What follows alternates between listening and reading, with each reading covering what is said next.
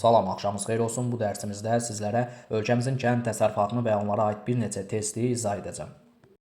Ölkəmizdə düzənlik ərazilərdə suvarma əkinçiliyi, dağlıq dağətəyi ərazilərdə isə dəmiyə əkinçiliyi inkişaf etmişdir. Düzənlik ərazilərimizdə, yəni isti quraq iqlimində, yarımsərə quru çöl iqlimində, Samur Dəvəçidə, Gəncə Qazaq Qarabağ düzündə, Kür-Araz ovalığında, Bakı-Abşeron zonasında, Naxçıvan düzənlik ərazilərində rütubətləmə əmsalının vahiddən kiçik olduğu ərazilərdə əkinçilik suvarma şəraitində olur. Dağlıq dağətəyi ərazilərdə, yəni rütubətləmə əmsalının vahiddən böyük olduğu ərazilərdə isə əkinçilik dəmiyə şəraitində olur. Yekun düzənlikdə suvarma, dağlıq dağətəyi ərazilərdə əkinçilik dəmiyə şəraitində olur.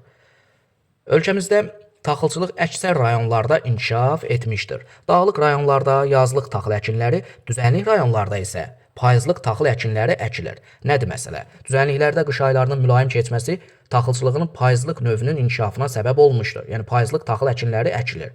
Dağlıq ərazilərdə isə qış aylarının soyuq keçməsi, yəni düzənliyə nisbətən qış aylarının daha soyuq keçməsi taxıl əkinlərinin yazda əkilməsinə səbəb olur. Yekun düzənlikdə payızlıq, dağlıq ərazilərdə yazlıq taxıl əkinləri. Ölkəmizdə taxıla illik tələbat 1,7 milyon ton, illik taxıl yığımı isə, istehsal isə 2,9 milyon ton olsa da, ərzaq taxılı ölkəmizdə idxal olunur. Ölkəmiz taxılı idxal eləyir. Niyə? Daxili tələbatdan çox taxıl istehsal edirik, amma yenə də taxılı alırıq. Səbəb odur ki, yerli taxıl daha çox heyvandarlıq və quşçuluqda yem məqsədi ilə istifadə olunur.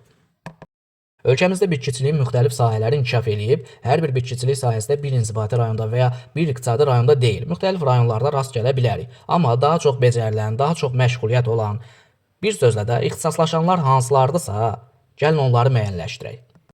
Qarğıdalı istehsalı daha çox Şəki-Zaqatalada, çəltikçilik Lənkəran Astara və Şəki-Zaqatalada, pambıqçılıq, pambıq düzən relyef, isti iqlimi olan Mərkəzi Aran, Şirvan Səlyan, Milmuğan iqtisadi rayonlarında, həmçinin Ağsu, Goranboy, Beyləqan və s. inzibati rayonlarda əkilir. Texniki bitkilər əmək tutumlu və gəlirli olması ilə fərqlənirlər.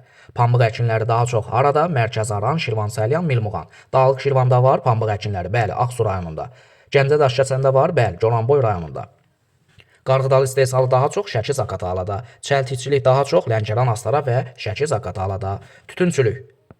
Tütün Lənkəran Astara, Şəki-Zaqatala və Naxçıvanda əkilir. Daha çox tütün əkilən iqtisadi rayonlar hansılardır? Lənkəran Astara, Şəki-Zaqatala, Naxçıvan.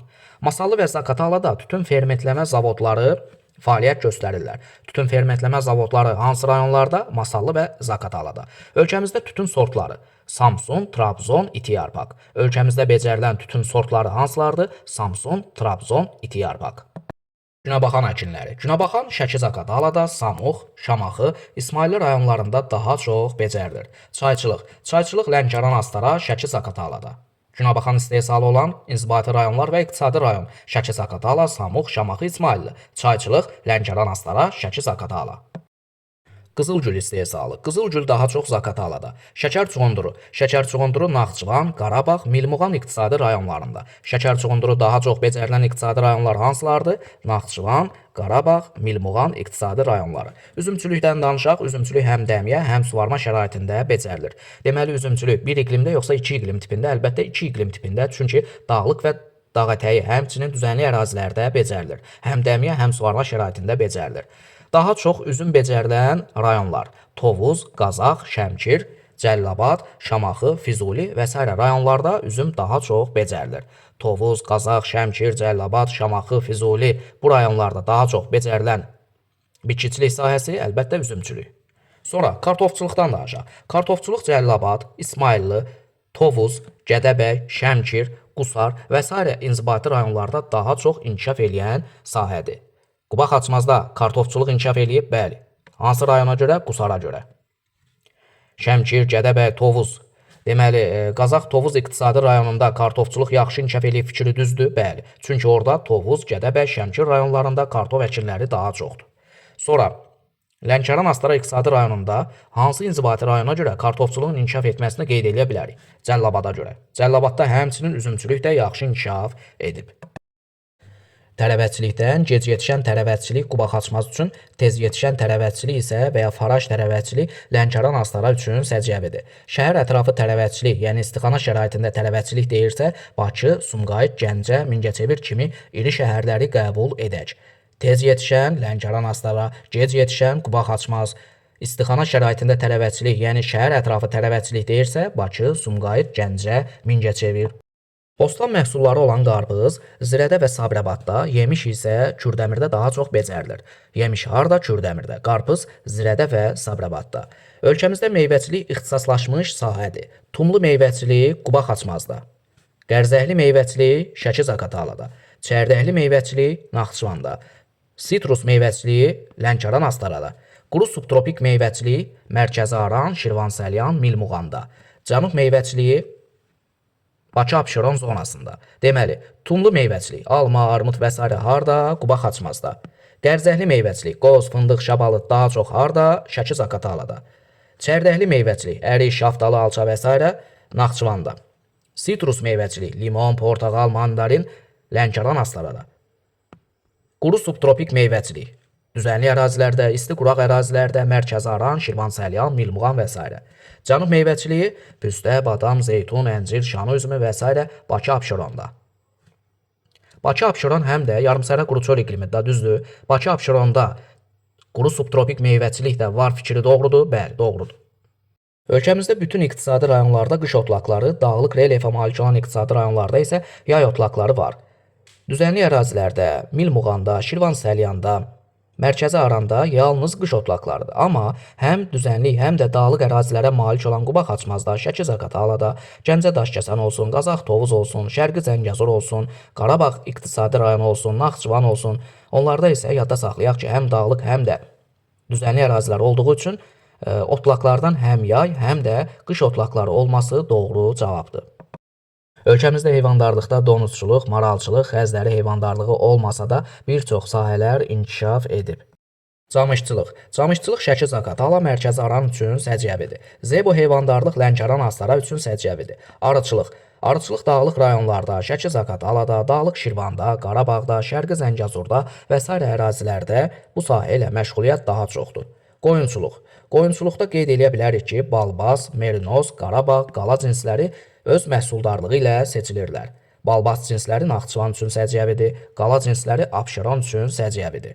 Quşçuluq. Quşçuluq iri şəhərlər ətrafında olan müəssisələrlə təmsil edilir. Xüsusilə Bakı, Sumqayıt, Gəncə şəhər ətrafında yerləşdirilmişdir. İri quşçuluq müəssisələri hansı şəhərlər ətrafındadır? Bakı, Sumqayıt, Gəncə. Ölkəmizdə qoyun cinslərindən Naxçıvanda balbaz, Abşeronda qala. Arıçılıq daha çox hansı ərazilərdə? Dağlıq relyefə malik olan Şəki-Zaqatala, Dağlıq Şirvan, Qarabağ, Şərqi Zəngəzur və s. Zebo heyvandarlıq Lənkəran Astara, camışçılıq Şəki-Zaqatala, Mərkəzi Aran. İndi isə ölkəmizin kənd təsərrüfatı haqqında öyrəndiklərimizi iqtisadi rayonlar üzərində bir daha təkrar edək. Abşeron, Xızı və Bakı iqtisadi rayonları üçün cənub meyvəçiliyi püstə, badam, zeytun, şanı üzümü, əncir istehsalı aiddir. Bu ərazilərdə yarımsərə quru çöl iqliminin olduğunu da nəzərə alsaq, quru subtropik meyvəçilik də səciyyəvidir. Bu ərazilərdə xüsusilə Bakı iqtisadi rayonunda Zirədə qarpız əkinlərinin olduğunu nəzərə alsaq, bostançılığın inkişafı da var. Bu ərazilər üçün zəfəran istehsalını qeyd edə bilərik. Bu ərazilərdə əsasən qış otlaqlarıdır, amma Xızıda, dağlıq ərazilərdə yay otlaqları da var fikri doğrudur. Bu ərazilərdə əkinçilik ancaq suvarma əsasındadır. Suvarma şəbəkəsi də zəifdir. Bu ərazilərdə torpaq örtüyü boz-boz qonurdur. Torpaqların rekultivasiyaya ehtiyacı çoxdur. Çünki Bakı-Abşeron zonasında neft-qazla çirklənmiş torpaqlar üstünlük təşkil edir.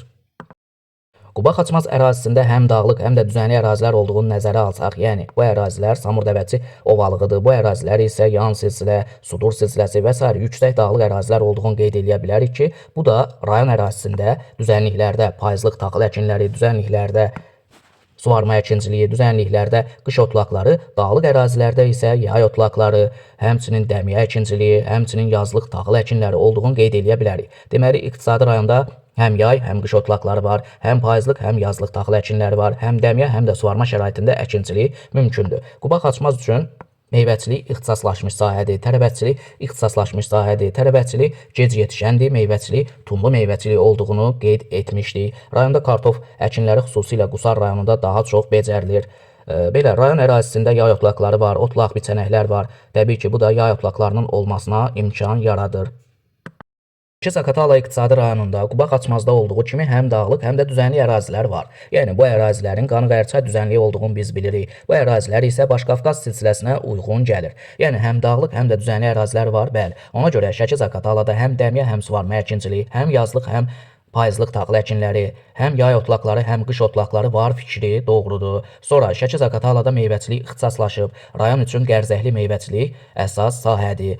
Şəki-Zaqatalada günəbaxan əkilir. Şəki-Zaqatalada tütünçülük, çayçılıq, bu sahələr də Şəki-Zaqatalada inkişaf etmişdir. Şəki-Zaqatalada həmçinin çəltikçiliyin də inkişafını qeyd edə bilərik. Şəki-Zaqatala üçün heyvandarlıqdan camışçılıq əsas sahələrdəndir. Rayonda dağlıq ərazilərin olduğunu nəzərə alsaq, rayonda arıçılıq da inkişaf eləyib fikri doğrudur. Dağlıq Şirvan iqtisadi rayonu. Rayon ərazisi əsasən dağlıqdır, ancaq İsmayıllı, Ağsu, Şamaxı, Qobustanın müəyyən düzənlik əraziləri də var ki, yarımsəhra quru çöl iqlimidir. Nəticədə suvarma əkinçiliyi, həm də dəmiyə əkinçiliyi, yazlıq, payızlıq taxıl əkinləri, qış otlaqları, yay otlaqları olması doğrudur. Rayonda əsas sahələrdən Ağsuda, Şamaxıda qeyd edə bilərik ki, üzümçülük çox yaxşı inkişaf eləyib. İsmayıllı və Şamaxıda torpaqlar öz məhsuldarlığı ilə fərqlənirlər. Qara torpaqlar geniş yayılmışdır və bu ərazilərdə kartofçuluğun inkişafı üçün əlverişli şərait var. Rayonda Ağsuda yadda saxlayaq ki, pambıqçılıq da inkişaf edib, yəni pambıq əkinləri mövcuddur. Mərkəzi Aran, Milmuğan, Şirvan, Zəlyan iqtisadi rayonlarının relyef və iqlim şəraiti bir-birinə bənzərdir. Ona görə hər üç iqtisadi rayon üçün pambıqçılığın inkişafını qeyd edə bilərik. Quru subtropik meyvəçilik qeyd edə bilərik. Bostançılıq xüsusilə Milmuğanda, Sabirabadda qarpız əkinləri, Mərkəzi Aranda, Kürdəmirdə yemiş əkinləri daha çoxdur. Bu ərazilər üçün suvarma əkinçiliyidir, qış otlaqlarıdır. Sonra bu ərazilər üçün torpaqların məhsuldarlığının aşağı olması, şoranlaşmanın səciyyəvi olmasını, yeraltı qurun sularının səviyyəsinin yüksək olmasını, kollektor drenaj şəbəkəsini, meliorasiya tədbirlərinin aid olması və s. əlamətləri hər üç iqtisadi rayon üçün göstərmək olar. Mingəçevirdə şəhər ətrafı tərəvətçilik, yəni istixana şəraitində tərəvətçilik olmasını da göstərə bilərik. Bu rayonlardan xüsusilə Milmuğanda şəkər çuğunduru istehsalı da var. Lənkəran-Astara iqtisadi rayonu üçün həm meyvəçilik, həm də tərəvətçilik ixtisaslaşmış sahədir. Tərəvətçilikdə tez yetişən, yəni faraj tərəvətçilikdir, meyvəçilikdə isə sitrus meyvəçiliyi. Sitrus meyvəçiliyi rayonda çox yaxşı inkişaf eləyibdir. Limon, portağal, narıncı, feyxa və s. istehsalı var. Sonra iqtisadi rayonda bitkiçiliyin bir çox sahələri inkişaf eləyib. İqtisadi rayon üçün çəltikçilik, iqtisadi rayon üçün çayçılıq, tütünçülük və s. əkinləri qeyd edə bilərik. İqtisadi rayon ərazisində Cəlilabadda kartofçuluq da xüsusilə yaxşı inkişaf eləyib. Cəlilabadda həmçinin üzümçülük də çox yaxşı inkişaf eləyibdir.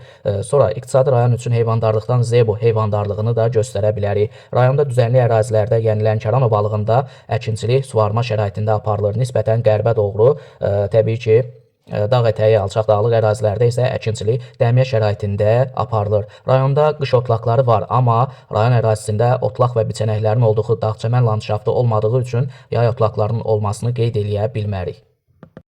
Lənkəran-Astara iqtisadi rayonu üçün balıqçılığın inkişafını da xüsusilə Nərimanabadda qeyd edə bilərik.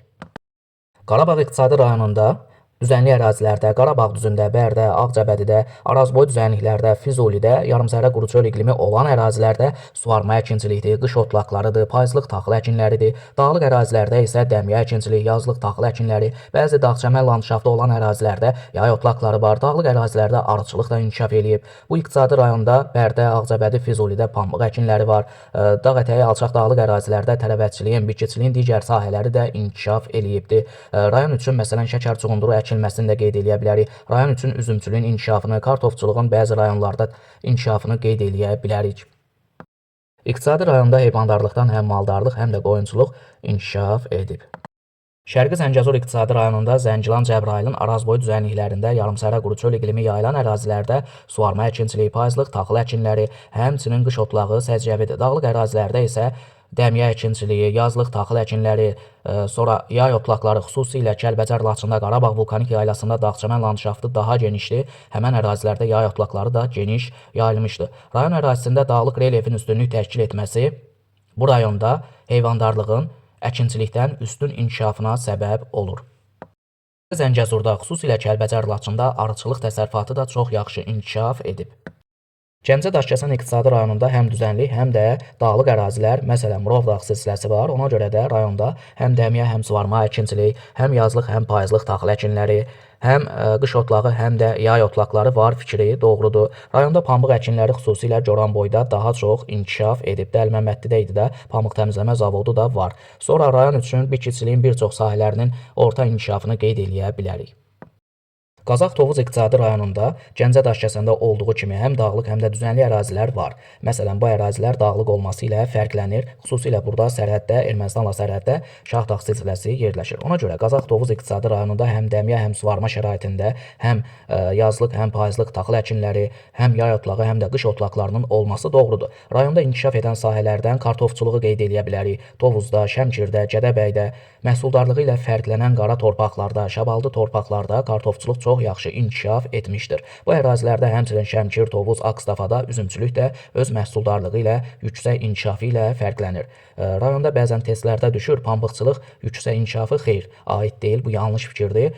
Qazax Tovuzda pambıqçılıq inkişaf etməyib.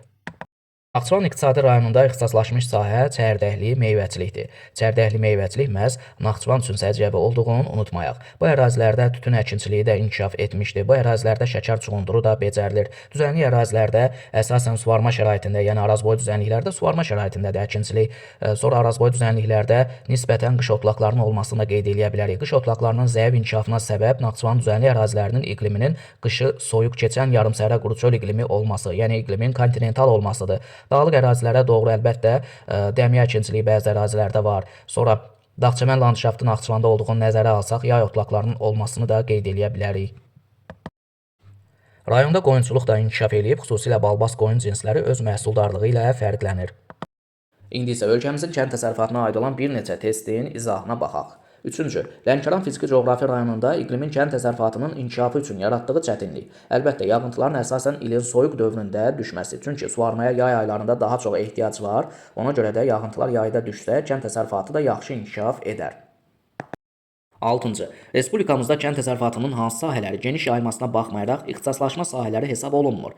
Pambıqçılıq ölkəmizdə ixtisaslaşıbdır, tərəvətçilik ixtisaslaşıbdır, meyvəçilik ixtisaslaşıbdır. Amma taxılçılıq, heyvandarlıq ixtisaslaşmayıb. Niyə? Çünki taxılı idxal edirik, bəli. Heyvandarlıq məhsullarını idxal edirik, alırıq, bəli. 14. Azərbaycanda suvarma əkinçiliyinin yayıldığı ərazilərin təbii xüsusiyyətləri. Suvarma əkinçiliyi ölkəmizin düzənlik ərazilərində, rütubətli əmsalının vahiddən kiçik olduğu boz qonur torpaqlarda, yarımsərə quru çöl iqliminin yayıldığı ərazilərdə inkişaf etdirilir. E bəndi doğru idi. 19. Azərbaycanda yazlıq taxılçılığın daha çox inkişaf etdiyi fiziki coğrafi rayonlar. Yazlıq taxıl əkinləri daha çox dağlıq relyefi ilə fərqlənən ərazilərdə üstünlük təşkil edir. Məsələn, Qazax Qarabağda, Qanı-Qərçayda düzənlik ərazilər olduğunu nəzərə alsaq, onlarda payızlıq taxıl əkinləri olar. B-də Acınqur, Ceylançöl və Küraraz düzənlikdir. Payızlıq taxıl əkinləri üstünlük təşkil edər. D bəndində Samur Dəvəçi düzənlik, Qanı-Qərçay düzənlikdir. Araz boyu Küdür, Şirvan da E bəndində yanlışdır. Dağlıq relyefi ilə fərqlənən Qonaqkənd, Dağlıq Şirvan, Zaqatala, Lağıc, yəni C bəndi yazlıq taxılçılığın inkişafı ilə fərqlənər. 27.